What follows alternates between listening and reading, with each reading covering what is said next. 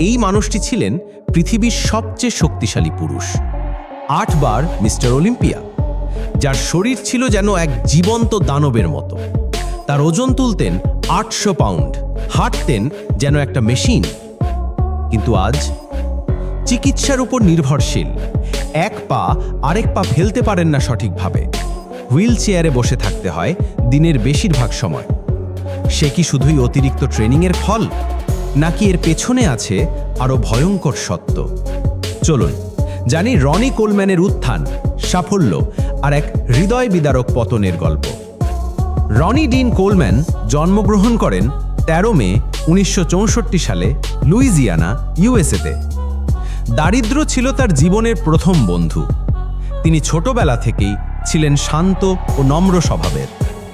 কলেজে পড়াকালীন সময়ে ফুটবল খেলতেন খুব ভালো, কিন্তু ইনজুরিজ ও জীবনের চাহিদা তাকে ঠেলে দেয় একটা নতুন জগতে, বডি বিল্ডিং। পুলিশের চাকরি নিয়ে জীবনের সংগ্রাম শুরু হলেও জিমের প্রতি ছিল তার অন্যরকম ভালোবাসা। মেট্রোফ্লেক্স জিম, এই নামটা তার জীবনে মোড় ঘুরিয়ে দেয়। 1990 সালে শুরু করেন বডি বিল্ডিং প্রতিযোগিতায় অংশগ্রহণ। তার প্রশিক্ষক ব্রায়ান ডবসন তাকে বিনামূল্যে ট্রেনিং দিতে শুরু করেন। শুরু হয় এমন এক কঠিন জার্নি যেখানে প্রতিদিনের খাবার, ঘুম, ব্যথা সব ছিল শরীর গড়ার জন্য উৎসর্গিত। 1998 সাল রনি প্রথম মিস্টার অলিম্পিয়া জয় করেন। এরপর টানা 8 বার মিস্টার অলিম্পিয়া।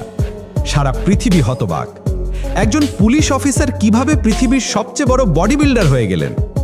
ডায়ালগ রনির ভয়েসে, ইয়া বাডি, লাইট ওয়েট বেরবি।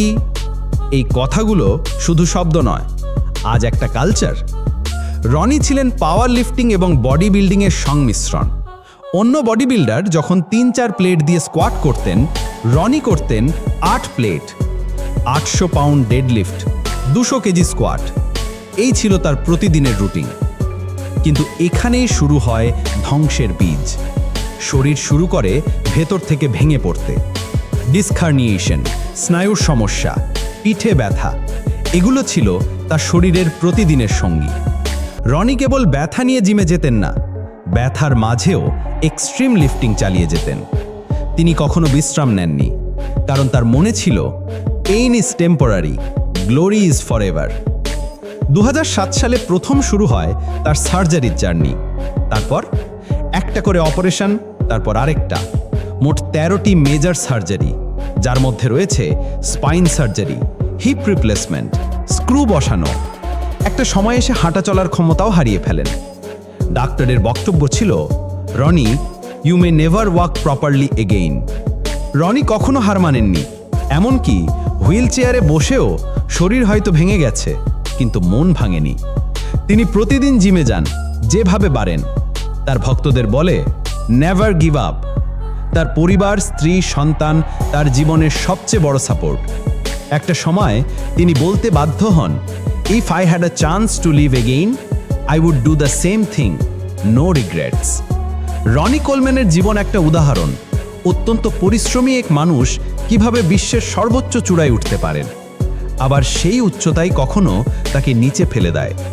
কিন্তু তার মানসিক শক্তি, অদম্য ইচ্ছা শক্তি এবং ভক্তদের প্রতি ভালোবাসা তাকে আজও জীবন্ত কিংবদন্তি করে রেখেছে। রনি পঙ্গু নন, তিনি এখনো কোটি মানুষের অনুপ্রেরণা। কিন্তু তার জীবনের শেষ dialogue, everybody wants to be a body builder, but don't nobody wanna lift no heavy ass wait.